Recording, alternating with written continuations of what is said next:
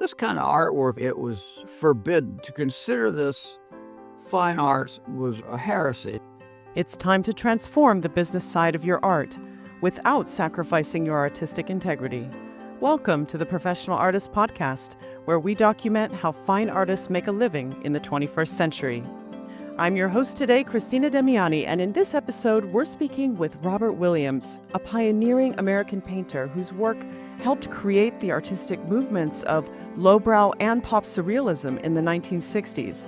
For nearly 7 decades, Robert has built a career outside the traditional art world, becoming a legend for his technical mastery, unstoppable imagination, and singular creative vision. His work draws on comic books, underground publishing, and a fierce independence that challenged the academic art world of the 20th century.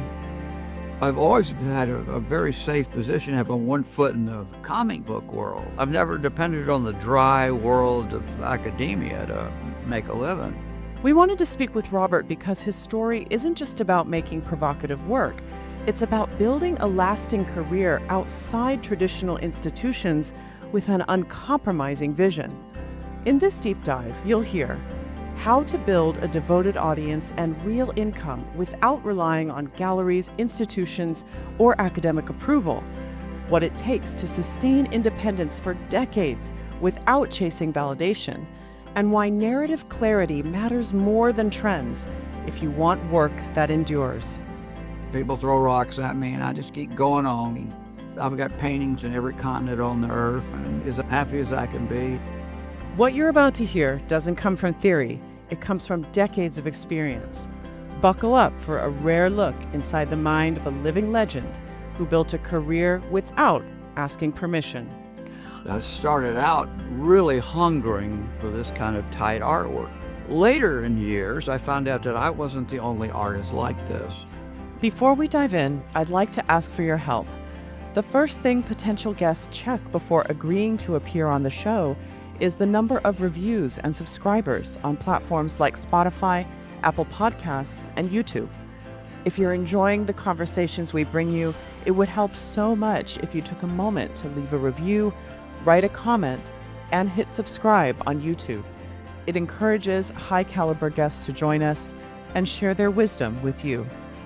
In return, we'll continue raising the bar with thoughtful conversations to support you on your own artistic journey. Thank you so much. It truly makes a difference. All right, let's head into the gallery and explore the world of Robert Williams. What happens when an artist paints something that defies every art world rule of its time? Robert Williams takes us back to the late 1960s and the creation of In the Land of Retinal Delights, a piece that challenged art world norms and planted the seeds of a new underground movement. It was a painting that was done originally in 1966. It took till 1968 to finish it. It was a psychedelic painting, and at that period of time, I was quite the psychedelic cavalier. So I had a lot of friends involved in psychedelic art and poster art and hot rod art and whatnot. It was originally painted to be presented at the Monterey Pop Festival, the second one, which never came about. So this never had its true presentation. It just floundered for a long time from collectors and different art shows. It was a pretty well-known painting. It was a use of imagination that was very contradictory to the modes of art at the time, which was primarily abstract expressionism.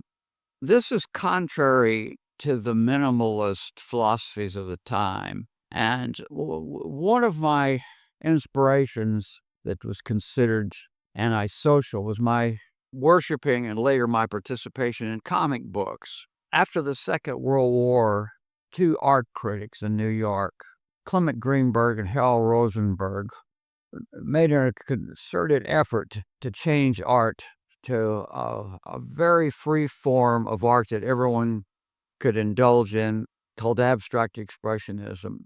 And it was really a joyous form of art that almost anybody could do. But their trade-off, the remarks they made, was that tight realism was over.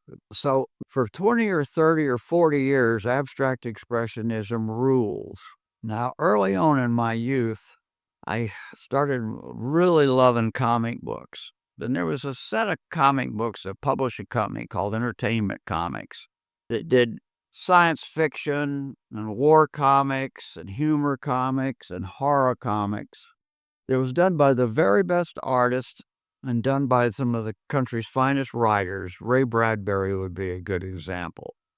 But along 1953-54, there's a book come out about the evils of comic books by a guy named Dr. Frederick Wortham. And his book later created a Senate investigation on comic books. So all the great comic books were just outlawed. So as being a child and seeing that the best stuff in comic books was no longer around, and aspiring to be an artist, the only thing I could find was abstract expressionism, which's basic premise was that he certainly had to get away from narration and the tight artwork. But like many things in life, that put me on the wrong side of the track. I started out really hungering for this kind of tight artwork. Later in years, I found out that I wasn't the only artist like this. Now, I was friends with a psychedelic poster artist that came out in '66, and that later evolved into underground comics, which I become an active member. And we all remembered when the great comic books were outlawed and we were left with happy animals and real simple matter, simple comic books for children, and felt that great loss. It's been 40 or 50 years since underground comics started. They had no stop, full regulations, and they were wonderful comics.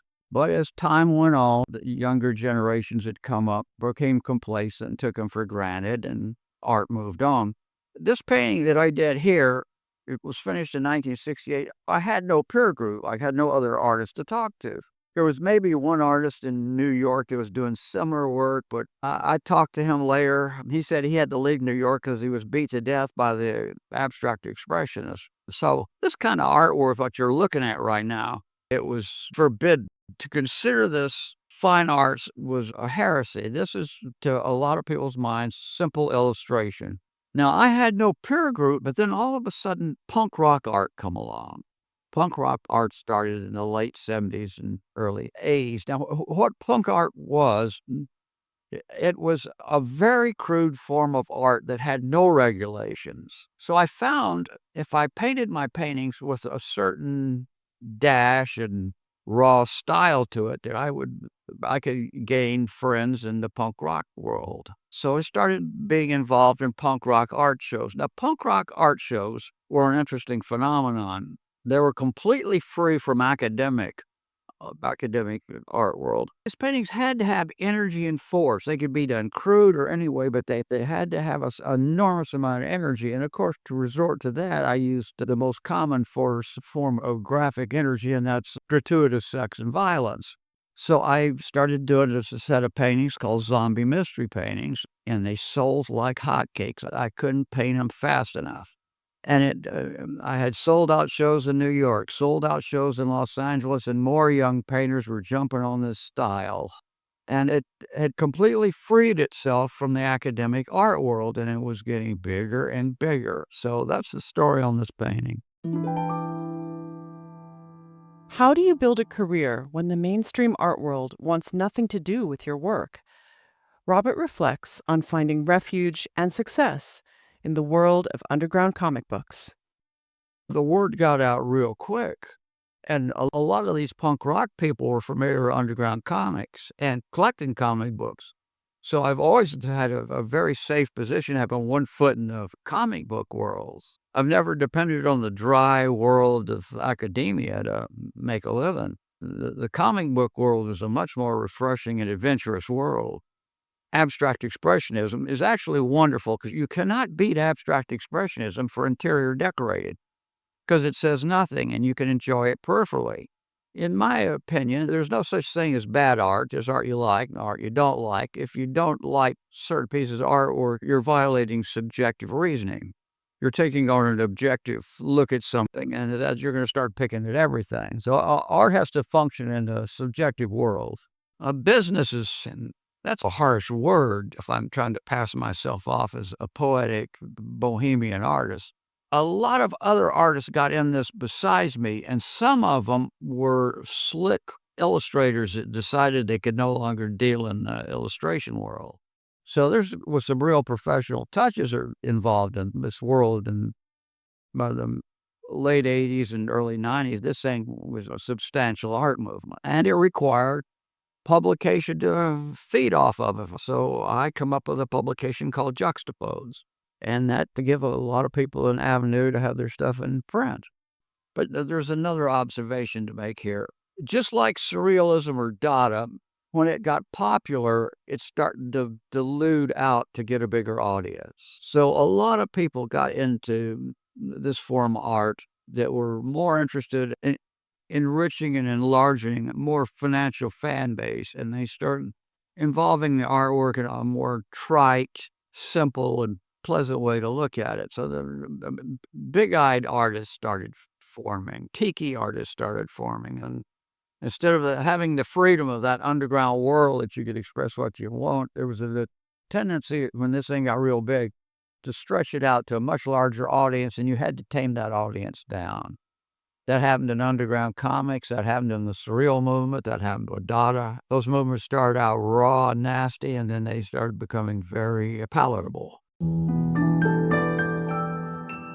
In his next painting, Oscar Wilde in Leadville, April 13th, 1882, Williams explores a bizarre real-life encounter and pushes it to its most uncomfortable limits. I would do narrative paintings of historical figures sometime, and I would like to find incidences in their careers or points of history that no one's ever seen or has never been brought to light. Oscar Wilde went to Leadville. He toured the United States in 1882, and he went to Denver. And while he was in Denver lecturing, a wealthy miner, a mine owner, came to him and says, "Down in Leadville, I've got an opera house. And could you come down here and lecture to these raw miners?" And at the time, Leadville was one of the most dangerous towns in the West, and the death rate, murder rate in Leadville was enormous. And you've got this cultured Irishman going down there to talk to these rough-hewn characters that thought nothing of seeing murder and whatnot to enrich their lives. So the night before his lecture, he was in a bar, and he saw a sign above the piano that says, "Please do not shoot the pianist. He is the only one we can find." So that set the tone of the town he was in. So he decided to give a lecture on Cellini the goldsmith to all these silver miners, and he thought that would be a connection with them. So he started talking, giving a lecture and building up Cellini, and one of the people in the audience says, "Where is Cellini? Cellini had been dead 250 years. Where is Cellini?" And Oscar Wilde says, "He's dead." This guy jumped up, run down the aisle, shooting it in the roof, say, "I'll kill the person that killed Cellini." See? So it was that kind of mentality. So this is a very poetic point of life. He won the favor of these rough people. There's some dark points about this that are not intentional.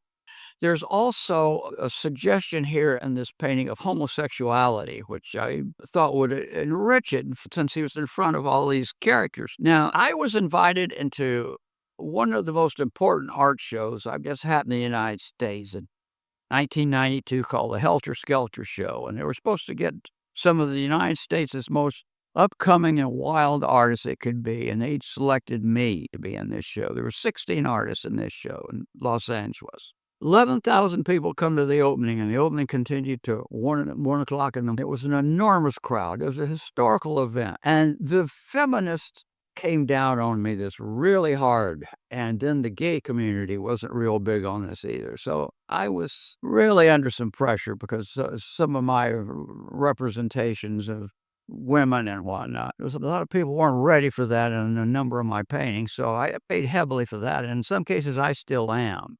Nonetheless, I move on. This painting was one of the points that disturbed an awful lot of people. This painting is now the possession of Los Angeles County Art Museum. It's in their personal collection of the museum. More enlightened collectors were buying my stuff and then putting pressure on institutions to have the work. Now, there's a lot of museums say we will not have Williams stuff in our collection. I get a lot of slings and arrows. So it's just the most open-minded people will accept these things. This is a rough painting to look at. If you see this thing in person, it is large, and you're looking at a man's ass pointing to his ass in this picture. The devil's holding a woman's breast in this picture. It isn't for a Sunday school class. It would not look good in the average person's home. It's not for architectural approval. What does it really take to pursue art as a path for your entire life? Robert offers a candid, hard-earned perspective on the discipline, imagination, and inner motivation that drive him forward. I've taught in schools and dealt with young artists. Being an artist is really difficult. When I was younger, I encouraged people to be artists, and I just saw failure after failure and disappointment and heartbreak. I cannot encourage people to be artists unless you have to be, and I had to be.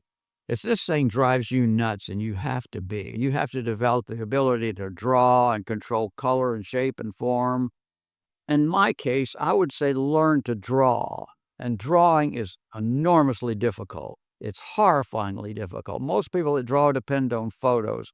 I stay away from photographs. I study photos, but I never copy photos. If I want to do someone's portrait, I'll look at 4 or 5 different photos and come up with my own position.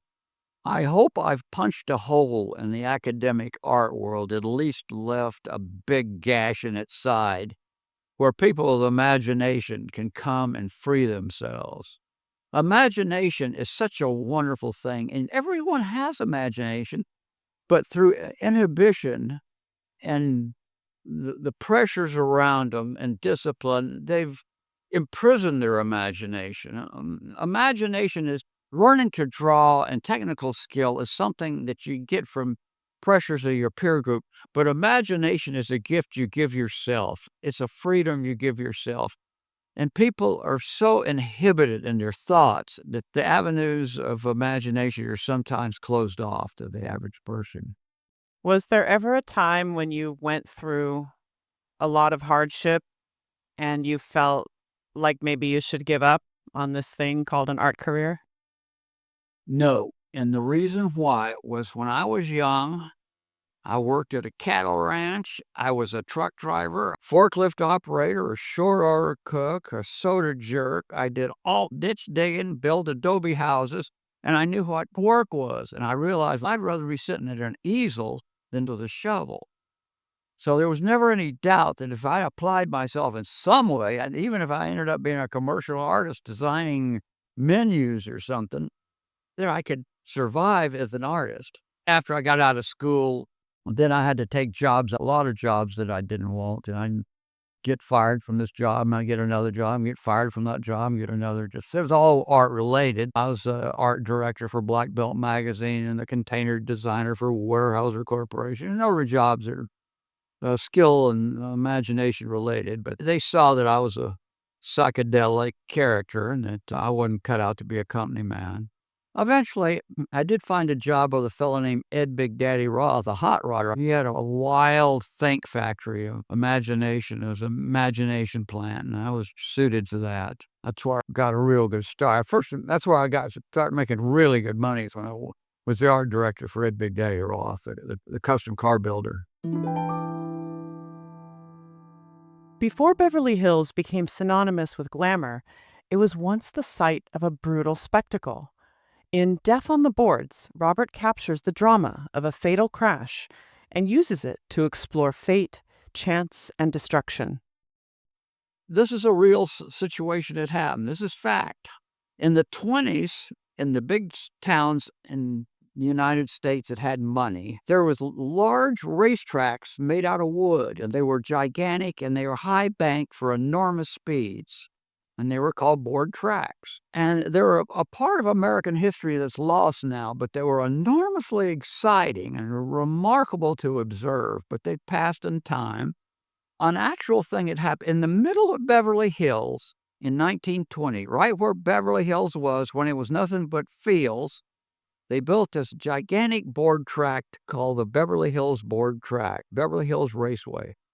And it was 1.25 miles in distance, and it was, I think, 45-degree banking on it. And you'd have to be doing at least 110 miles an hour to keep from falling off the banks. That was the common practice.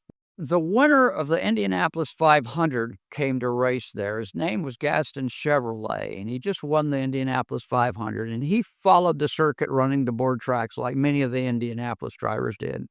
And on February Thanksgiving in 1920, he was in a horrible wreck, and 3 people were killed in that wreck.